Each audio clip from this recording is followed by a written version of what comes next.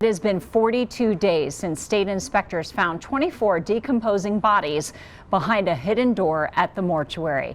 When it happened, the district attorney said it could be a while before any arrests. Now, more than a month and a half later, victims' families want to know what's taking so long. Today, we got an answer. News 5's Allison Zimmerman was at a news conference held at the district attorney's office in Pueblo. And Allison, bad news is the wait will continue.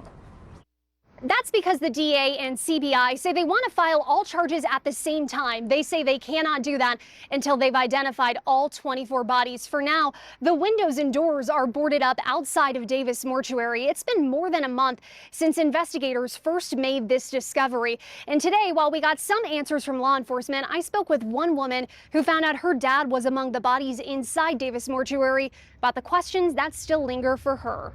I think, like human nature, you want to know why.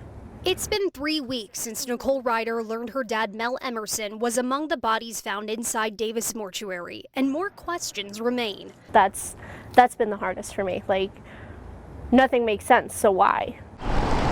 Wednesday morning, law enforcement gave an update for the first time since it announced 4 of the 24 bodies found inside the Pueblo funeral home had been identified. 3 weeks later, that number is now 6. Investigators say they've gone through dental records and fingerprints. The only option now is to go through DNA to make a match. And until all bodies are identified, that's when the DA will file charges, which they say could take months. Is there a world in which you can't identify certain remains and you file charges at that point?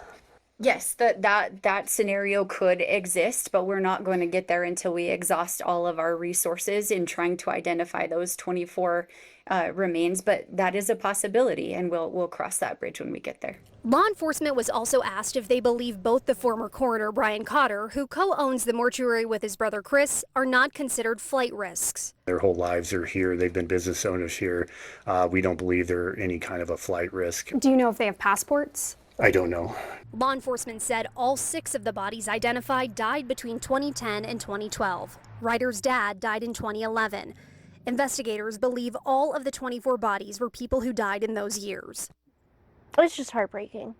My heart truly goes out to not just my family, but every family that has been affected by this or potentially affected by this. It's really hard if you don't know, it's hard not knowing. And then when you do know, it's like, well, what do I do now? If you or someone you know used Davis Mortuary between 2010 and 2012, CBI is asking for you to make sure that you fill out the form on its website.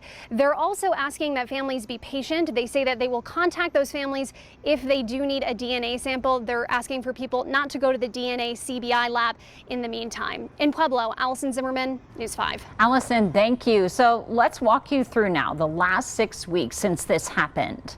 On August 20th, inspectors say they discovered 24 decomposing bodies behind a hidden door in Davis Mortuary.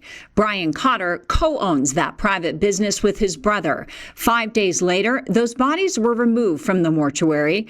On August 28th, Brian Cotter filed a letter for resignation as county coroner. In September, Pueblo County commissioners accepted that resignation and applications to fill the vacancy opened. 2 weeks later, commissioners selected Dr. Gregory Grayheck as the new county coroner.